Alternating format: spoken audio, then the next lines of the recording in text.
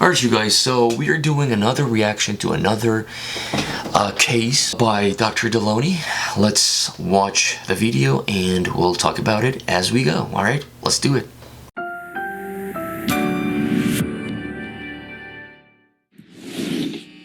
I wanted to reach out and see how I can help my husband develop passion or drive outside of our family. Ooh. Okay, so it says, my husband doesn't have a lot of passion for anything in his life. How can I help him find some drives and desires? I'm gonna be honest with you guys, when I saw the title of the video, I thought it was about sex, having drive, like sexual drive. But apparently it's not exactly that. It's about anything, which I can basically attribute this to one reason. I think there's just one reason when you don't have any desire or drive for pretty much anything in life. The main reason. I think there could be a bunch of reasons, but there's one main reason when we're talking about men. But let's see. My short answer is you can't, but tell me more. Tell me more. Okay. So I recently got the idea from Rachel Cruz on her Instagram. Saw her and Winston had their annual planning date. Yep. And so I brought that to my husband and said, hey, I think we should do this. Just talk about our goals, finances, planning for the year, what that could look like for us. And so we did that, and it's our first time to really do something like that. And so I didn't say, hey, come prepared with, 3 goals or anything like that, which is kind of more brainstorming and let's just see how this goes. But when I, asked him, hey, what are maybe some personal goals for you for the year? He didn't really have any. And so I tried to kind of press into that, and, his response to me, which I loved, he said, I just want to, come home from work, hang out with my best friends, which is me and our 2 kids, and just raise my boys up in a Christian household. And so I definitely admire that. And, it was just more like, I was like, hey, if we could go anywhere on a trip, outside of finances or time restrictions or anything like that. And he's like, hey, it's not really my season to travel or anything. I just want to. Okay, guys. One thing that you'll never ever want to do with your wife is basically to be boring. All right. If you're boring, over time, your wife, your girlfriend is gonna get tired of you, and most likely, obviously not always, but most likely, when she's bored after a long period of time, hopefully, she's gonna be seeking, another interesting things in her life, and that may or may not include another partner.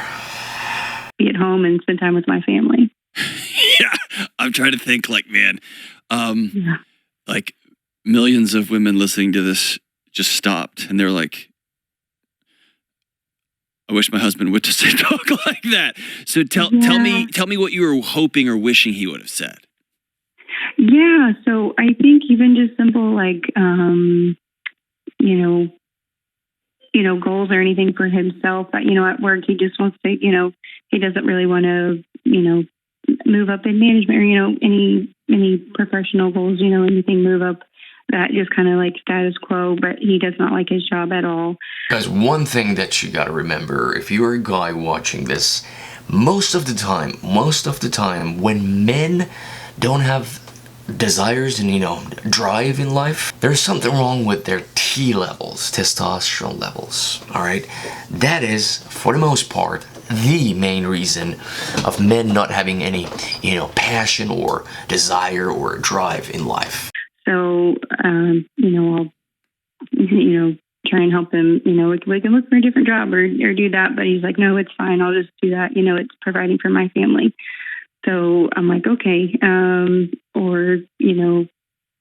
doesn't really have a good set of good guy friends to where he can, pick up the phone and say, hey, let's go play golf this weekend or something like that. Or even just small things like that.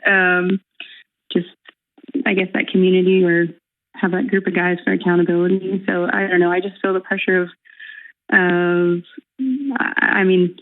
you said, I don't think I can create those goals or anything for him, but if there was anything I could do to encourage him to, you know, I don't know, some hobbies or do something for himself, I guess, versus saying,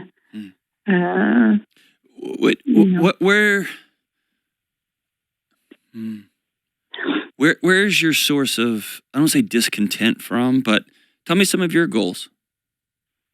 Yeah. So, you know, right now I'm, you know. Hold on a second. People, listen to me. Before you get married, make sure that your desires, your energy match your girlfriend's energy and desires, okay? You've got to be on the same level when it comes to, you know, your drive, your desires, your passions, your energy in life. If you have a higher, you know, drive, generally speaking, in everything than your girlfriend, there could be potentially some, you know, problems in the future in your relationship. I've got a 6-month-old, but trying to get back into running, so I'm training for a half marathon at the end of the year. That's one kind of goal, and you know, obviously just spending time with our kids too. You know, spending time with family. But you know, my husband, he doesn't cook or anything, so I mean, I'm trying to figure out some recipes that are good for our family and that the boys will actually eat. Good. By the way, she sounds, you know, feminine actually. So you seem like incredibly nice. Are you like, do people say that you're a nice person? All the time, yes. Okay, you sound nice. So can you, and kind and nice are different things, right? Okay. And I'm certain that you're kind, but you're also very nice. Would you play a game with me where you, all right, take your hands right now and put them over your ears real quick. Okay. Okay? And I want you to pretend you're taking off a mask that is nice. Okay. And you set it down on the table. Okay. Do not disappoint me, doctor. Do not disappoint me, doctor. Do not disappoint me, doctor. Please. Okay. Okay. And then I want you to be, and you probably never given yourself permission to be this. And I'm not even saying this is a good idea, but just for fun, just for a game. Pretend you're a fried, exhausted mother of 3 with a 6-month-old. Okay. If you could just speak out into the world what you wish your husband was helping with, providing for you, offering to your family, what would it be? Let it come from your guts, not from nice. What I'm feeling, as per usual with Dr. Delony show, he's trying to put the blame one more time, once again, on the guy. Like fully. It would be help with shared household chores around the house. Okay, keep going. This is a feminine woman, like I said. This is great, okay? As she should. Women must be feminine, all right? You know, it'd be cooking dinner one night. Okay, those are tasks. Go beneath the tasks. Okay. Just having a real conversation with me. Okay, keep going. What does that mean? Yeah, just getting beneath the surface, or, you know, digging beneath, like having a non-superficial conversation, I guess, just talking about needs and wants and desires. What do you need and want? Wow, I guess I've never allowed myself to think in this space. What do you need and want? Stop thinking. You're starting to go get nice again. What do you need and want? Yeah. Okay. Connection. That's off of like a Google word. What does that mean to you? What does that look like? I don't know. Yeah, getting back to our, like, focusing on our marriage. I don't know, sitting on the couch and having a conversation versus scrolling on our phones. Are you sensing the oxygen in your marriage is getting thin now that things have changed in your house? Yes. Do you see a man that you love dearly and almost like the lights are going out? Yes. Do you feel like you're losing life inside your own skin?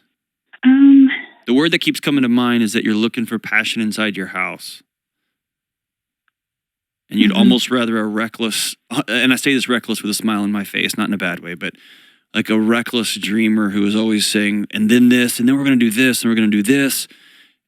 And you'd rather be saying, hey, slow down, we have 3 little kids, versus, I'm good, man. When's dinner? Yeah.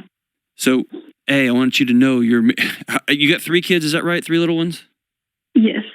Okay. I guess what I would tell you, the first off is I don't think your marriage is broken, okay? Okay. I don't think you're messed up. I don't think your husband's messed up. Good. Okay. Yeah, I agree.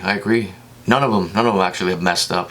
All right. The guy, he has messed up. You know what I mean? But he can do more. Because like I said, based on what I'm hearing here, she sounds like a feminine, like a good wife, like a good woman. A woman who is trying to, get through this, who is trying to help her husband, who's trying to fix things. And that's valuable. American couples find themselves, okay?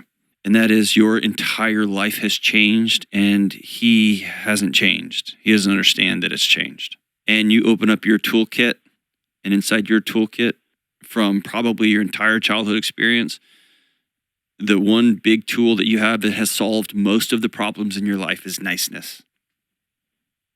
I won't be wrong, doctor. That's bad. She has to be nice. It doesn't have anything to do with being nice or being like an asshole. It's not that, bro. She has to be nice. Seen. I'll make sure everybody else is okay. And I'm going to go to bed. And then I'll get up in the morning and I'll be nice and we'll repeat this cycle. Does that sound familiar? Yeah. Okay. And then he's opening up his toolkit because, by the way, he feels his marriage very different too. He opens up his toolkit and it just says, keep going to work and shut your mouth.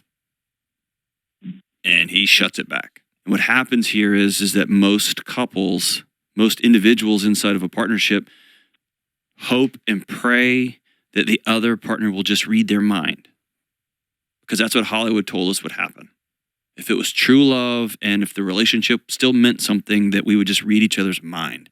And unfortunately, that's a great cosmic joke that Hollywood played on us. Good. Okay. Yeah. So at least you, doctor, acknowledge that Hollywood is basically, or has been, telling us a bunch of lies since forever. And so the only path forward, I've seen couples, and by the way, I've seen couple after couple after couple after couple relight the passion on fire in their house in an amazing way. But it starts with somebody deciding, you've heard me say this a lot on the show, turning the lights on, turning the music off, stopping the dance that we're in right now, which is he's got a pretty good life, but he doesn't feel alive in his own skin. You've got a pretty good life. You don't feel alive in your own skin. He has a wife that takes care of the kids and puts dinner on the table. You've got a husband that loves being at home, loves you, loves the kids, loves having his dinner, and he goes to a job he hates, but he's providing for the family.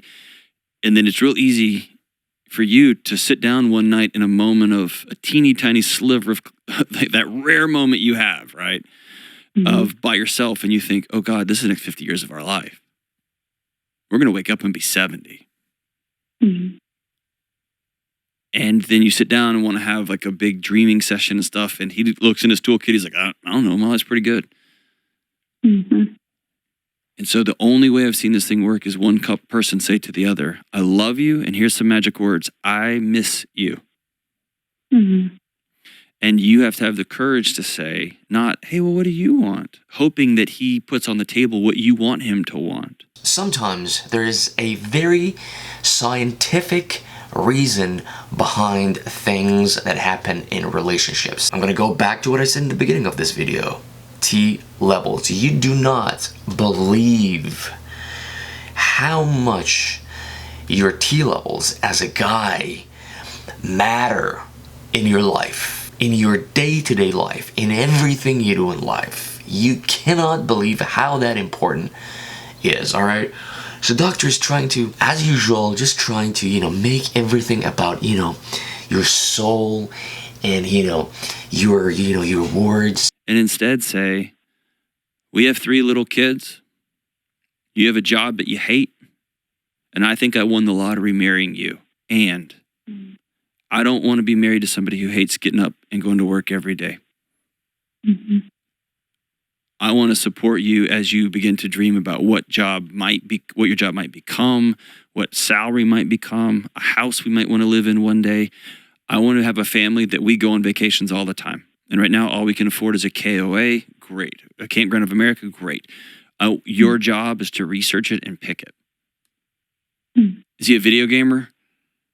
Yes, he is. Yeah. So. Oh, there you go. I was right. Video gamer. Yeah, that's a big reason when it comes to, having low T levels. Yes, when you sit on a couch day in, day out playing video games, your T levels are gonna go down like a rock. All right, they're gonna drop like a rock. All right. So he's Xanaxing when he gets home from his family. Okay. Yeah. And so I want us to play one game a night, just the two of us. When you walk in the door, I want you to put your phone away and just be with me.